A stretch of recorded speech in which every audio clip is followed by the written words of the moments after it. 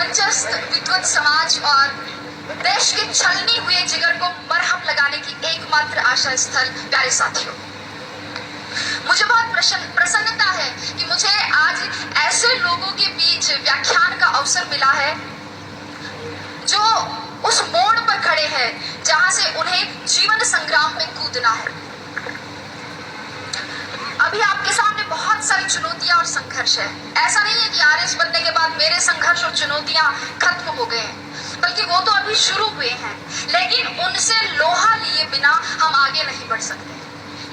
साथियों, मुझे नहीं लगता कि मैं अपने स्नातक अनुजों को कोई मार्गदर्शन दे सकती हूँ या आप में किसी अभूतपूर्व ऊर्जा का संचार कर सकती हूँ, क्योंकि मैं भी आप ही की तरह एक जिज्ञासु विद्यार्थी रही हूँ और पिछले कुछ वर्षों में वही सामने आप ही की तरफ बैठा करती थी जहां आज आप जगमग तारों की तरह इस परिसर को रोशन कर रहे हैं। किंतु मैं इतना जरूर कह सकती हूँ कि यहाँ सिखाए जाने वाले उस श्रम, उस धैर्य, उस मार्गदर्शन, उस शैक्षिक वातावरण, शिक्षकों की विद्वता और अनुशासन के आवरण को यदि जीवन में उतार लिया जाए तो असंभव कुछ भी नहीं। जैसा कि एक साथी ने कहा था, वैसे ही मेरे साथ में भी यही घटना है। मुझे भी प्रशासन में आने से पहले ये पता नहीं था कि आरएस क्या होता है, वो क्या करता है। स्कूल में साथी लड़कियों ने कह दिया कि हम आरएस बनेंगी, तो मैंने भी 9th क्लास का रिजल्ट आते ही अपने बाल मन में पूरे घर में ये सार्वजनिक उद्घोषणा करती कि मैं आरएस बनूंगी। चूंकि पिताजी शिक्षा अधिकारी रहे हैं, इसलिए धीरे धीरे ये पता चला कि हाँ, कोई आरएस होता तो कोई बड़ा अफसर है। किसी ने ताना मार दिया तो आरएस बनना एक चैलेंज के रूप में ले लिया। हम लोग पतंग उड़ाते थे और पड़ोस में एक अगरबत्ती का कारखाना था, वहां बच्चे छत पर अगरबत्तियां बनाते थे। मैं और मेरी बहन वहां गए और वहां जाकर मालिक को कहा कि ये सब काम क्यों करवाते हो, इनको पतंग उड़ाने दो ना। तो अंकल बोले कि तू कौन सी कलेक्टर लग रही है यहाँ पे। मैंने सोचा कलेक्टर कौन सी तोप होता है, और अगर ये कोई तोप होता है तो एक गोला तो मैं भी दागूंगी। धीरे धीरे परिवेश बढ़ा, लोगों से जुड़ाव बढ़ा, एक आरएस अधिकारी के अधिकार, दायित्व और दायरे को समझा और फिर खुद के अंदर झांका तो देखा और पाया कि हाँ, मैं किसी काम को योजनाबद्ध तरीके से कर सकती हूँ, किसी बात के पक्ष और विपक्ष पर विचार कर सकती हूँ, नेतृत्व क्षमता भी है, अपनी बात दूसरों तक संप्रेषित कर सकती हूँ। मम्मी और चाची का झगड़ा हो जाता तो उन्हें मना भी लेती हूँ, और दादी का आशीर्वाद तो है ही है। मैं आरएस बन सकती हूँ, मैं आरएस बनूं। और तब मैंने सोचा कि न गरज किसी से, न वास्ता किसी से, मुझे काम है अपने काम से, तेरी जिक्र से, तेरी फिक्र से, तेरी याद से, तेरे नाम से। और आरएस को ही मैंने अपनी जिक्र और फिक्र बना लिया। और साथियों, यही सम्मिलित कारण और घटनाएं हैं जिनके परिणाम स्वरूप मैं आज यहाँ आपके सामने उपस्थित हूँ। मेरा मकसद सिर्फ और सिर्फ इतना ही है कि आप सब ये तय करें कि आप आरएस आईएएस क्यों बनना चाहते हैं, अपना उद्देश्य निश्चित करें। आपके भी आरएस आईएएस बनने के मेरी तरह अनेक कारण और बहुत सारी प्रेरणाएं हो सकती है, लेकिन अब समय ये है कि समय रहते उनको पहचान। रिजल्ट आने के 5-7 महीने तक मुझसे एक सवाल बार बार पूछा गया और शायद उसी सवाल का जवाब देने के लिए आज भी यहाँ बुलाया गया है कि आपकी सफलता का रहस्य क्या है, उसका मूल मंत्र क्या है। साथियों, और मेरा जवाब हर बार घुमा फिरा कर एक ही होता है, परिश्रम, परिश्रम और परिश्रम। लेकिन ये समयबद्ध, सकारात्मक और लक्ष्योन्मुखी होना चाहिए। टॉपर कोई भी हो सकता है, आवश्यकता सिर्फ लगन, मेहनत और धैर्य की है। थोड़ा संक्षेप में बात करते हुए अब मैं आती हूँ परीक्षा के विविध स्तरों पर। जैसा कि आप सभी को पता है, परीक्षा के 3 स्तर है। संक्षेप में ही चर्चा करूंगी प्रारंभिक स्तर पर। प्रारंभिक परीक्षा के लिए एक एक बिंदु की तैयारी के लिए सटीक और स्पष्ट तैयारी की जरूरत है, और यहाँ नादानी करने का मतलब है अपनी पतंग खुद काटना। वस्तुतः दोस्तों, प्रारंभिक परीक्षा की तैयारी मुख्य परीक्षा के दृष्टिकोण से करनी चाहिए और बिना किसी शॉर्टकट की उम्मीद लगाए करनी चाहिए। जिस व्यक्ति ने कभी हाथी नहीं देखा है, अचानक उसके सामने अगर हाथी आए तो क्या होगा? डर जाएगा। इसलिए आप पिछले वर्षों के, चाहे प्रारंभिक परीक्षा हो चाहे मुख्य परीक्षा हो, पिछले वर्षों के प्रश्न पत्रों का विश्लेषण कर सबसे पहले अपने डर को दूर भगाएं। अक्सर विद्यार्थी इस असमंजस में रहते हैं कि तैयारी कहाँ से शुरू करें, कैसे शुरू करें।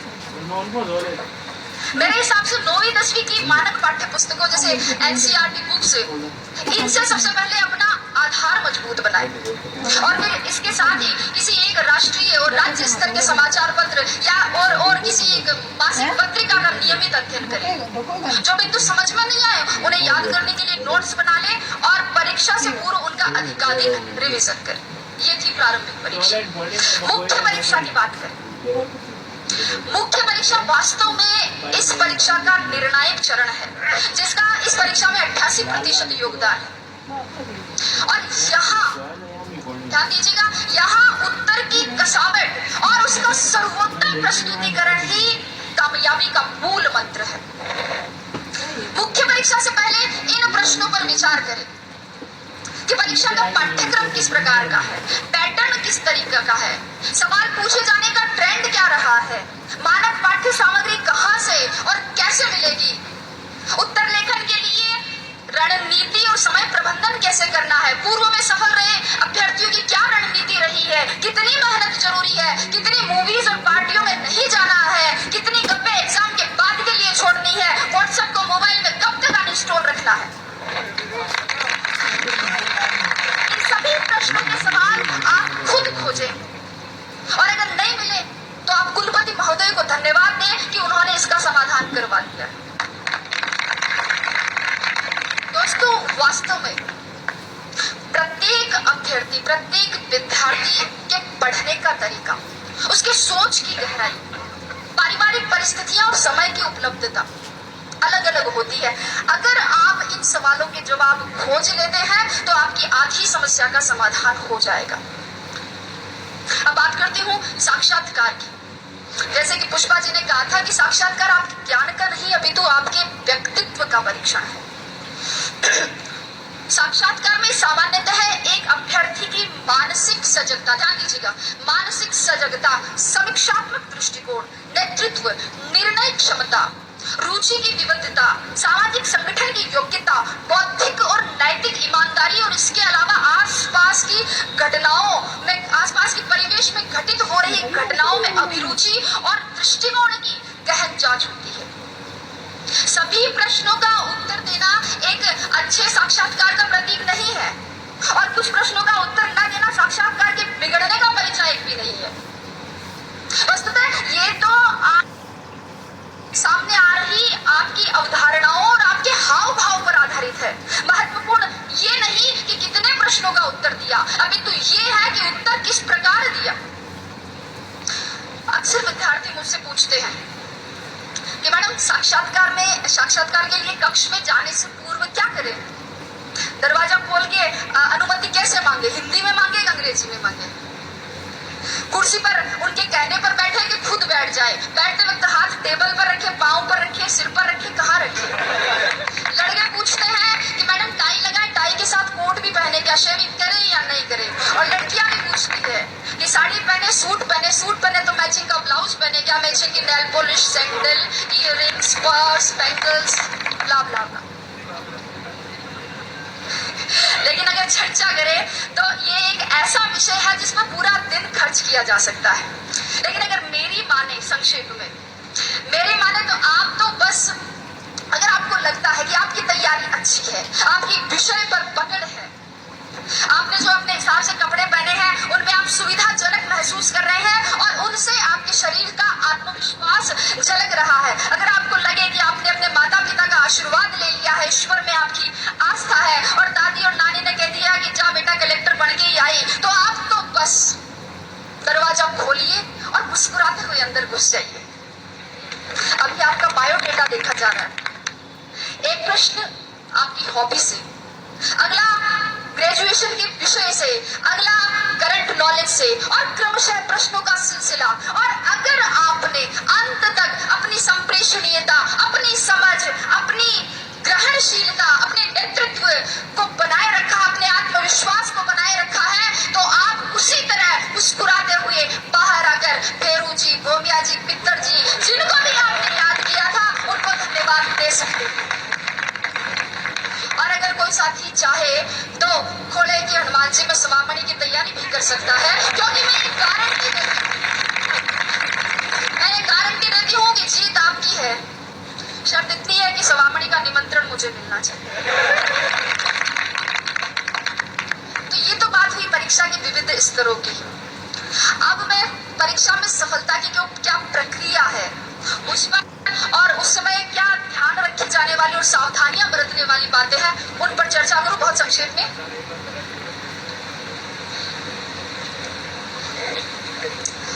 चूंकि अपनी ये जो सफलता की प्रक्रिया इसको मैं एक कृषि के रूपक से बताना चाहूंगी।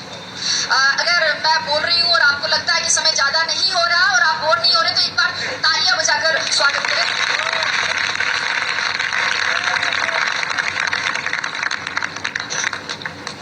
तो कृषि के रूपक से समझाना चाहूंगी, क्योंकि अब राजस्व विभाग से जुड़ गई हूँ, तो कृषि, बीज, फसल, पटवारी, गिरदावर, इनसे दिन भर सामना होता रहता है, तो उदाहरण भी वैसे ही देने लग गई।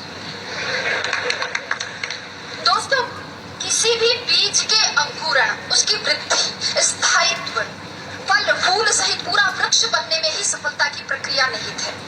किसी भी बीज के अंकुरण के लिए सर्वप्रथम और सर्वाधिक महत्वपूर्ण योग्यता है उस बीज का अंकुरण योग्य होना। इसलिए सबसे पहले अपने अंदर झांके। एक बार एक पागल आईने में खुद को देखकर कह रहा था कि यार, इसको कहीं देखा लगता है। बहुत देर टेंशन में सोचने के बाद मैं बोला, तेरी की, अरे ये तो वही है जो उस दिन मेरे साथ बाल कटवा रहा था। तो ये तो खैर पागल था, लेकिन हम जैसे पढ़े लिखे और स्वस्थ चित्त व्यक्ति भी खुद को नहीं पहचानते हैं, अपने भीतर नहीं झांक पाते हैं। रास्ते में अगर कंकड़ हो और अगर अच्छा जूता पहना हो तो उस पर चला जा सकता है, लेकिन एक अच्छे जूते में भी अगर कंकड़ हो तो रास्ता चाहे कितना ही बढ़िया क्यों ना हो, उस पर कुछ कदम चलना। मेरे कहने का मतलब इतना ही है कि पहले बाहर की चुनौतियों से पहले खुद की कमजोरियों से जीते, लड़े।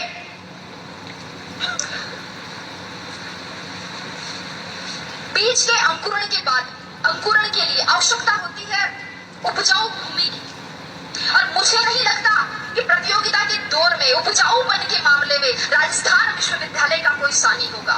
यहाँ का मार्गदर्शन आपके लिए सदैव पथ प्रदर्शक का कार्य करता रहेगा। आपको अपनी तैयारी के लिए, लक्ष्य प्राप्ति के लिए जहाँ कहीं भी, किसी भी कोचिंग संस्थान, महाविद्यालय अथवा व्यक्तिगत मार्गदर्शन के लिए कहीं भी अपने आप को समर्पित करें, तो उस भूमि का उपजाऊपन जांच ले, क्योंकि कई बार योग्य बीज भी उपजाऊ भूमि के अभाव में अंकुरित नहीं हो पाते। बीज के अंकुरण के पश्चात आवश्यकता होती है खाद, कीटनाशक और उत्प्रेरकों की। विद्यार्थी के लिए खाद का काम करते हैं उसकी कक्षा, उसकी पुस्तकें, उसके मित्र, उसका जो पढ़ाई का आसपास का माहौल है, वो उसके गुरुजन जो उसे एकाग्रता और ज्ञान संचय की विधि प्रदान करते हैं। एकाग्रता पर थोड़ा सा, कुछ विद्यार्थी ऐसे होते हैं जो पढ़ते हुए टीवी, रेडियो चलाते हैं, एफएम चलाते हैं, और कुछ बच्चे ऐसे होते हैं जो कान में ईयरफोन डालकर म्यूजिक सुनते हुए फिर पढ़ाई करते हैं। और अगर पास में पड़ोस में कोई शादी हो रही है, रात्रि जागरण हो तो उन्हें डिस्टर्बेंस होता है। सर, मैं अपना उदाहरण देना चाहूंगी कि मेरे घर के इस तरफ मंदिर है और इस तरफ मस्जिद। सुबह उठते ही इधर से घास खाए गैया, दूध पिए ग्वाल, छोटो सो मेरो मदन गोपाल शुरू हो जाता था। तो उधर ला इलाहा इल्लल्लाह मुहम्मदुर रसूलुल्लाह के साथ शाम ढलती थी। बारात भी उधर से ही जाती थी सतराम के जयकारे में। लेकिन मैं आपको बता दूं कि मैंने अपनी पूरी पढ़ाई अपने घर की छत की तरफ जाने वाली उस आखिरी सीढ़ी पर बैठकर की थी, और मुझे हर तरह के शोरगुल में एकाग्रता का इतना अभ्यास हो गया था कि पता ही नहीं चला कब होली की गैर निकल गई और कब ढोल ताशों के साथ मुहर्रम के ताजिए। पढ़ते वक्त मोबाइल बंद रखे। अगर व्हाट्सएप, मैसेंजर और फेसबुक नहीं चलेगा तो एकाग्रता में वृद्धि होगी, लेखन शैली में सुधार होगा और तो में आने की संभावनाएं भी बढ़ सकती हैं। मेरी बात करें तो मैं बताऊं, मैंने मोबाइल ही नहीं रखा था। यहाँ बैठे मेरे साथी इस बात के गवाह है कि मैंने एंड्रॉइड मोबाइल ओटीएस में आके खरीदा था, और अब व्हाट्सएप पर जुड़ने वाली मैं अपने बैच की आखिरी मेंबर थी। कीटनाशकों की बात करती हूँ इसके बाद।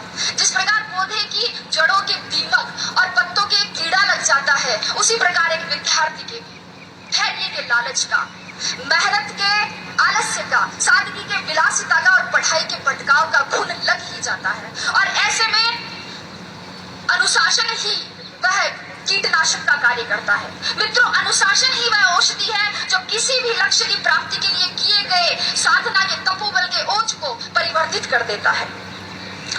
इसलिए अपने आप को अनुशासित बनाए, व्यवस्थित बनाए, अपना खाना पीना जागना सोना ये सब संयत बनाए। और इसके लिए गीता का एक श्लोक मेरी प्रेरणा रहा है कि युक्ताहार विहार से युक्त सर्वस्य चेष्टसु युक्त स्वप्नाम बोध से योगो भवति दुःखः। अर्थात अपना सोना जागना, आहार विहार और अपनी चेष्टाएं ये संयत हो, उचित हो। और अगर आप इस अनुशासन को, इस औचित्य को बनाए रखते हैं तो आपके लक्ष्य की पवित्रता को सुरक्षा मिलती रहेगी। पौधे की वृद्धि के लिए आवश्यकता होती है डीएपी और यूरिया जैसे उत्प्रेरकों की। ये उत्प्रेरक भी दो प्रकार के होते हैं। एक तो वे जो पौधे में वृद्धि तो करते हैं किंतु उसमें ऐसे विकार उत्पन्न कर देते हैं जिन्हें हम आजकल सब्जियों और गेहूं में कीटनाशकों के दुष्प्रभाव के रूप में देखते हैं। और दूसरे वे उत्प्रेरक जो पौधे में प्राकृतिक हार्मोन्स को संतुलित करते हुए उसे स्वस्थ और लाभदायक वृद्धि प्रदान।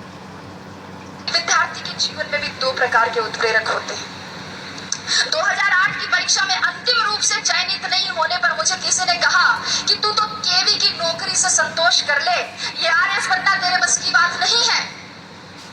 तो एक दूसरे मित्र ने कहा कि गिरको कर रे कत्थड़ा हिरण कशो घी खाए, आंख चरे और पून भगे घोड़ा शिव आगो जाए। कि हिम्मत कर, हुंकार भर, हिरण कौन सा घी खाता है लेकिन घोड़ों से आगे जाता है। एक था उत्प्रेरण और दूसरा था दुष्प्रेरण। दुष्प्रेरण न स्वयं करे न दूसरों के दुष्प्रेरण का शिकार हो, अपने मुकाम अपने उसूल खुद तय करे और हर बार लोगों की अपेक्षाओं पर खरा उतरने की कोशिश ना करे।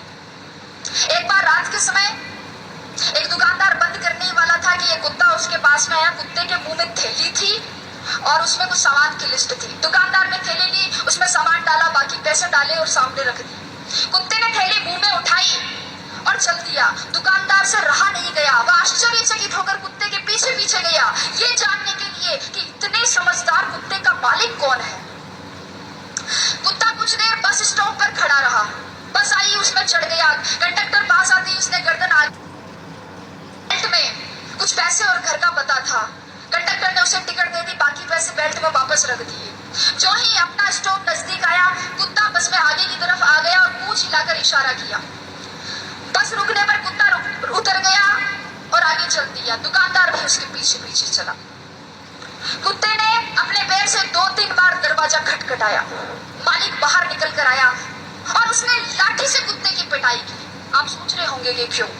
मालिक भी सोच रहा था। उसने पूछा इसका कारण। तब मालिक ने कहा, बदतमीज ने सारी नींद खराब कर दी, चाबी लेके नहीं जा सकता था, गधा कहेगा। मित्रों, जीवन की सच्चाई भी यही है। लोगों की आपसे अपेक्षाओं का कोई अंत नहीं है। जरा सा आप चूके कि आपने बुराइयां निकाल देंगे और पिछली सारी अच्छाइयों को भूल जाएंगे। इसलिए आप तो बस अपना कर्तव्य कर्म करें, आगे बहुत सी कठिनाइयां हैं। माझी तेरी कश्ती के तलबदार बहुत है, माझी तेरी कश्ती के तलबदार बहुत है, इस पार कुछ मगर उस पार बहुत है। जिस शहर में खोली है तूने शीशे की दुकान, उस शहर में पत्थर के खरीदार बहुत है। लेकिन अगर आपने निश्चय कर लिया है कि आपको इस कठिन राह पर चलना है, अगर आपने सोच लिया है कि अब जलेबी की तरह इसमें उलझ ही गए हैं, तो फिर क्यों न चाशनी में डूबकर जिंदगी का मजा लिया जाए। मेरे कहने का मतलब इतना ही है कि अपनी मेहनत को सफलता के मुकाम तक पहुंचाइए। अपना संबल खुद बनिए, अपनी तारीफ खुद करिए। बुराई करने के लिए तो पूरा जमाना बैठा है। जिन लोगों की नजरों में बुरे हैं आप, कह दें उन्हें कि वे नेत्रदान कर सकते हैं।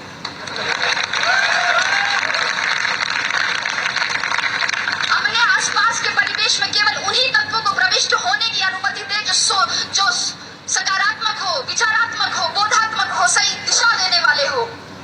अन्यथा आपके मस्तिष्क में क्रोध, ईर्ष्या और द्वेष के रासायनिक दुष्प्रभाव दिखने लगेंगे जो आपकी सोने की थाली में पीतल की मेघ जैसे अशोभनीय लगेंगे। तो अंत की ओर बढ़ते हुए मैं अब कहूंगी कि इन सभी तत्वों के साथ अब एक तत्व और बच जाता है और वो है जीवनदायी जल जिसकी आवश्यकता पौधे को वृक्ष बनने तक रहती है। यह जल कहीं से भी पौधे को मिल सकता है, वर्षा से, ओस से, भूमिगत जल के स्वतः परासरण से, कुएं से, कुंड से, नल से, पाइप से, जहां से भी मिले ये मिलना चाहिए। और जल के समकक्ष विद्यार्थी के लिए रखा जा सकता है नियमित अध्ययन को। जब तक आपके सपनों की जड़ों को नियमित अध्ययन का पवित्र जल सींचता रहेगा, तब तक आपके सपनों के पंखों में उड़ान रहेगी, जुनून में जान रहेगी, जड़ें जमीन से जुड़ी रहेंगी और नजरों में हदें आसमान रहेगी। अगली बात कहते हुए समाप्ति की ओर, इस बात पर गौर कीजिएगा कि विश्वास की जड़ें कमजोर हो। विश्वास की जड़ें कमजोर हो तो माता पिता के आशीर्वाद का जल ले, दिशा भ्रम हो तो दृष्टिकोण की जड़ों को गुरुजनों के मार्गदर्शन के जल से सींचे, भटकाव की भूख भड़के तो एकाग्रता की जड़ों को आत्मचिंतन के जल से पोषित करे, धैर्य धीरज धरने से इनकार करने लगे तो मानस की जड़ों को अध्यात्म के जल से सींचे, और सबसे महत्वपूर्ण अपने सपनों की सुनहरी जड़ों को सकारात्मक सोच के जल से सदैव सींचते रहे। सफलता मजबूर होकर कामयाबी का मीठा फल आपकी मेहनत से तैयार किए गए वृक्ष पर प्रस्फुटित कर देगी, जिसके बाद उसके संवर्धन और संरक्षण की जिम्मेदारी दुनिया अपने आप ले लेती है। तो आइए सफलता का प्रसाद पाने के लिए मेहनत के इस महायज्ञ में अपने श्रम की समीधा, धैर्य की धूप, अध्ययन की आहुति और लक्ष्य की लौ से अस्तित्व की अग्नि प्रज्वलित करते हैं और कुछ नया, कुछ मौलिक, कुछ बेहतर करने का संकल्प करते हैं। मैं आशा करती हूँ कि शीघ्र ही इस विश्वविद्यालय से आप में से ही कोई छात्र या छात्रा ऐसे इसी ही तरह